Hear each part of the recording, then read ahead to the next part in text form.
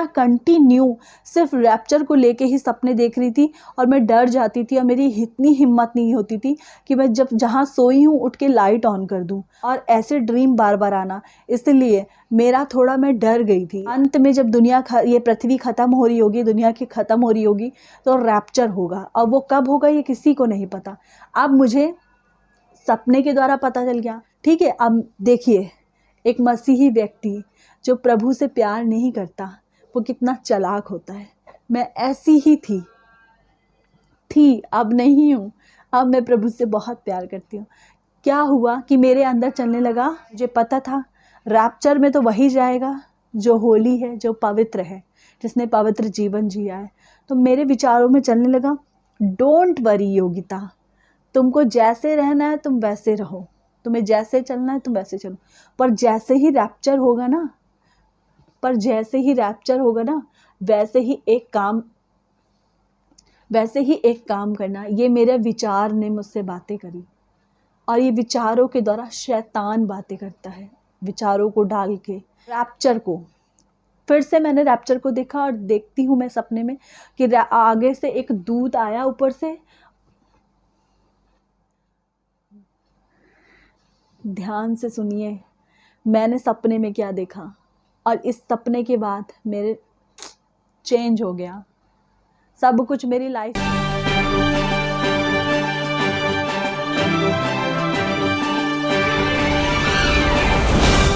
जय मसीह की दोस्तों, आपका बहुत बहुत स्वागत है मेरे चैनल पर। अगर आप चैनल पर नए हैं तो आप मेरे चैनल को सब्सक्राइब कर सकते हैं, वीडियो को शेयर कर सकते हैं ताकि आप ब्लेस होएं और जिनको आप शेयर करें वो भी ब्लेस होएं। आइए वीडियो को शुरू करते हैं। तो मेरी ये टेस्टमनी है जो मैं आपसे शेयर कर रही हूँ। आप में से बहुत सारे लोगों ने सुना होगा रैप्चर के बारे में। हालांकि इसके बारे में बहुत सारी बातें हैं जो मैं आपको बता सकती हूँ, पर मैं इन शॉर्ट में अपनी टेस्टमनी सिर्फ इस वीडियो में शेयर करना चाहूँगी। मेरे संग क्या हुआ, रैप्चर से रिलेटेड मेरी लाइफ में क्या चेंजेस आए और क्या हुआ। और आपको ये वीडियो पूरा देखना चाहिए, क्योंकि जब आप देखेंगे तो आपको भी मैं ऐसा समझती हूँ कि जब आप पूरा सुनेंगे, मेरी टेस्टमनी को पूरा सुनेंगे, तो आप उसको समझ पाएंगे और आप भी ज़रूर से आपको आंसर्स मिलेंगे। क्योंकि मुझे ऐसा लगता है, मैं ऐसा सोचती थी कहीं ना कहीं कुछ लोग ऐसे होंगे वो भी सोचते होंगे या उन्होंने सोचा होगा पहले कभी, क्या पता परमेश्वर ने जैसे मेरी आंखों को खोल दिया वैसे ही उनकी भी आंखों को खोल दिया हो। और अगर आप रिलेट कर पाएंगे मेरी टेस्टमनी से तो ज़रूर से कमेंट ज़रूर करिएगा।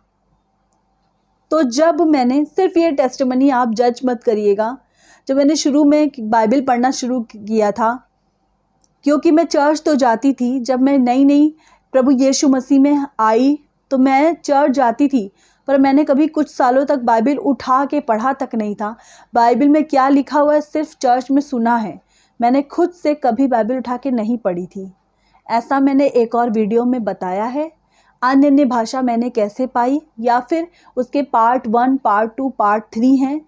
और उनमें से एक पार्ट में मैंने बताया था कि हर किसी के लिए हमें प्रार्थना नहीं करनी। तो उसमें कुछ अच्छे कमेंट्स भी आए थे, कुछ निगेटिव कमेंट्स भी आए थे, और लोगों ने बोला कि सिस्टर आपको तो पता ही नहीं है कि परमेश्वर ने लूका 8 में, लूका 10 में बोला है कि मैंने तुम्हें सांप और बिच्छुओं को रौंदने का अधिकार दिया। ये सब मुझे पता है, ये सारी बातें मैं जानती हूँ, पर मैंने बताया तो था कि मैंने अन्य भाषा पाई थी, इसलिए मैं उसमें प्रार्थना करना और मैं बढ़ रही थी। जैसे एक बच्चा उठ के बैठ के फिर वो क्रॉलिंग करता है, घुटनों पे चलना शुरू करता है, फिर वो सहारा लेके उठता है, फिर वो हाथ पकड़ के चलता है, उसके बाद वो चलने लगता है।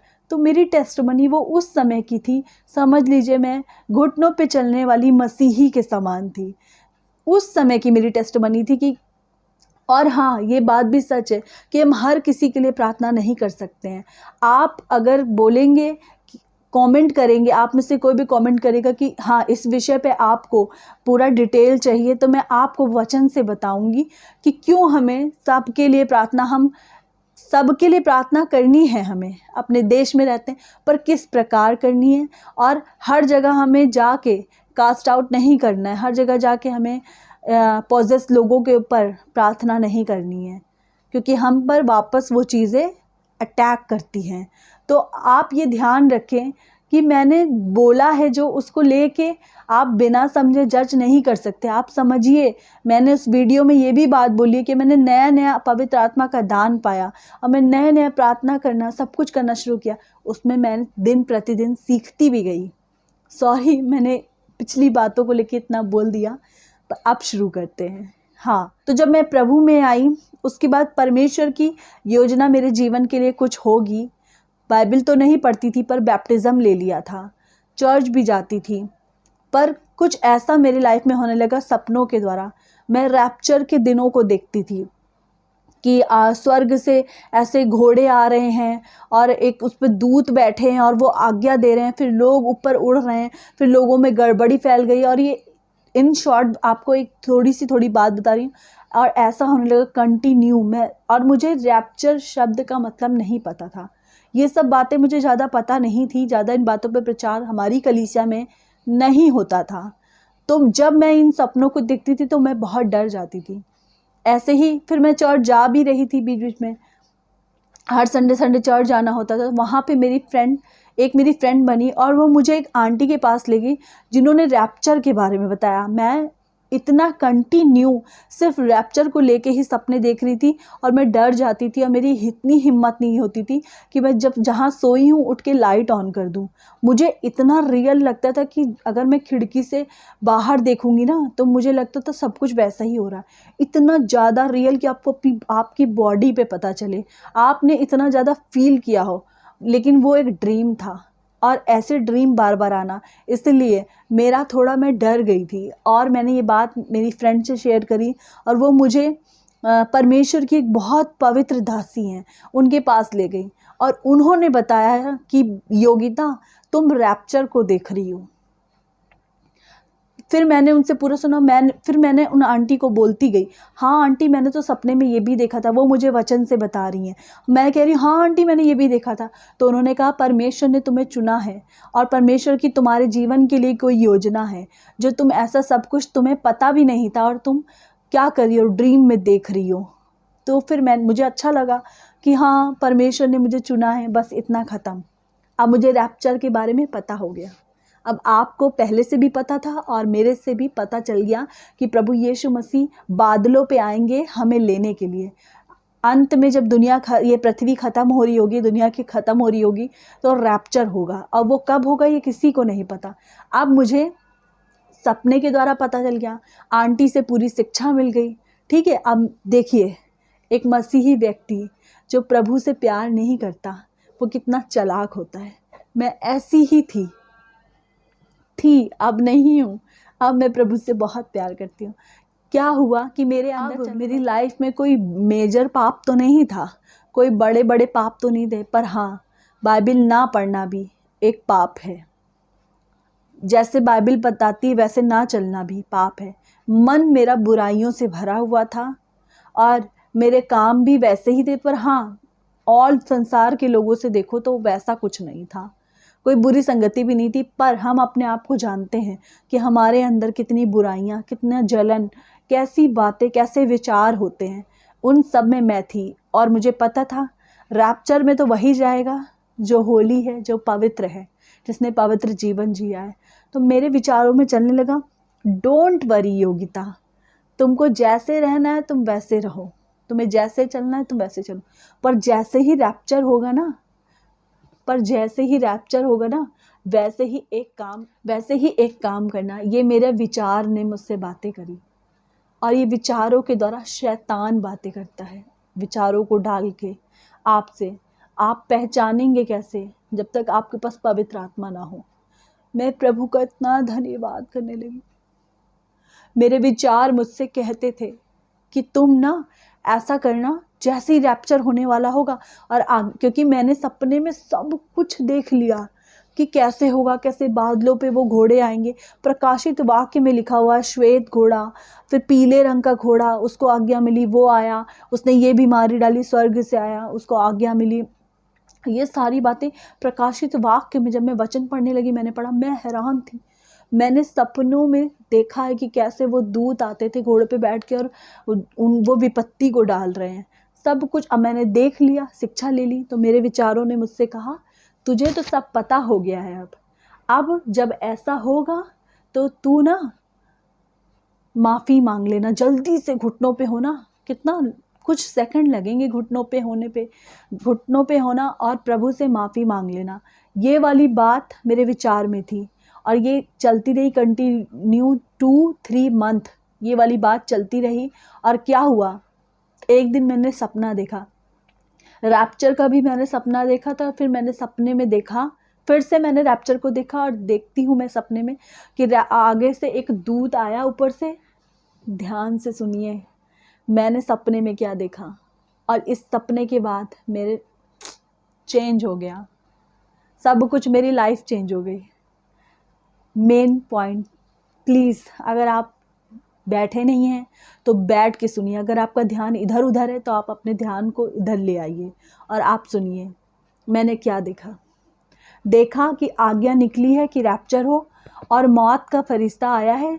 और मैं देख रही हूँ मौत का फरिश्ता एक काले धुएं के समान है, और जिनके घर की चौखट पे प्रभु यीशु मसीह का लहू नहीं लगा है, उनके घर से मौत का फरिश्ता ऐसे करके आता है, उन सबका कॉलर पकड़ के और नरक के लिए वो घसीट के ले जाता है।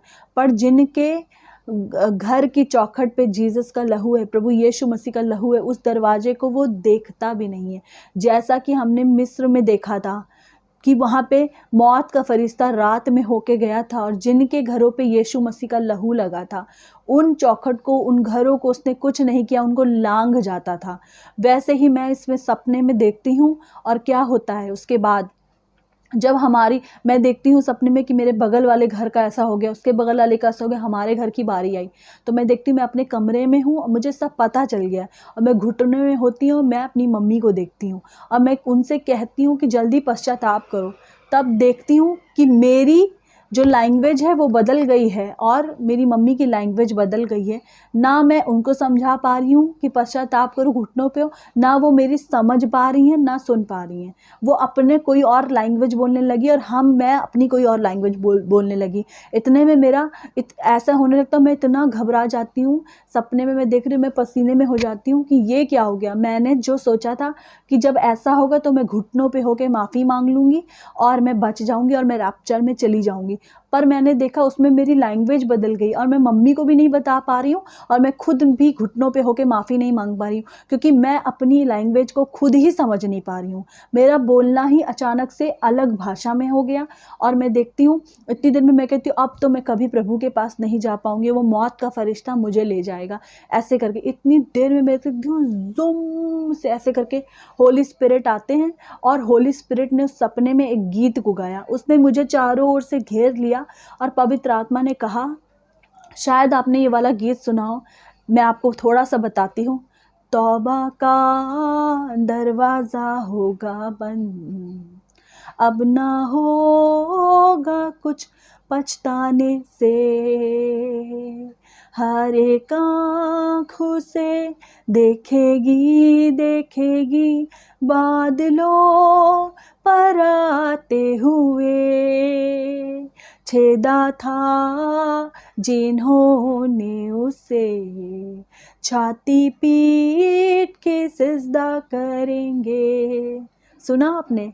होली स्पिरिट ने चारों ओर से ज़ूम करके ऐसे करके होली स्पिरिट आया सपने में, उसने घेर लिया और कहा तौबा का दरवाज़ा होगा बंद, अब ना होगा कुछ पछताने से।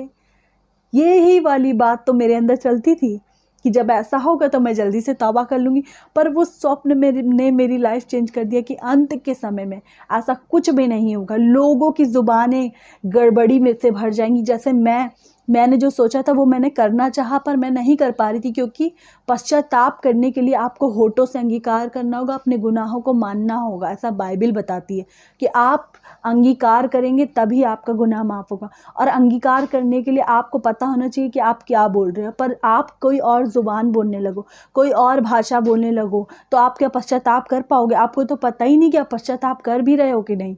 ऐसा हुआ मेरे संग। उसके बाद मेरी लाइफ चेंज हो गई।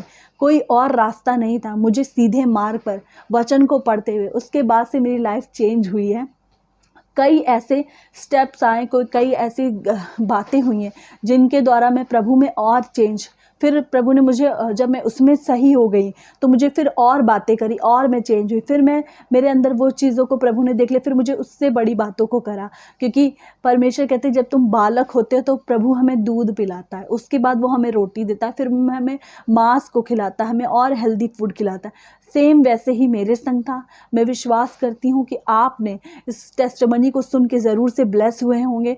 इसलिए अभी मन फिराना है। अगर आपने अभी जान लिया अपने आप को, क्योंकि आज का दिन फिर लौट के नहीं आएगा और आपको नहीं पता रैप्चर होने से पहले आप रैप्चर होने तक रहेंगे। पर अगर आप इस शरीर में होते हुए अभी जब आप जान गए तो आपने तौबा नहीं करी है, तो फिर शैतान कभी भी वार कर सकता है। वो आपको एक मौका नहीं छोड़ेगा आपके लिए कि आप अंगीकार करो, आप मन फिराओ। वो घात लगाए हुए बैठा रहता है, पर हमें परमेश्वर में मन को फिराना है, तौबा करके प्रभु के मार्ग में चलना है। जय मसीह की। God bless you all.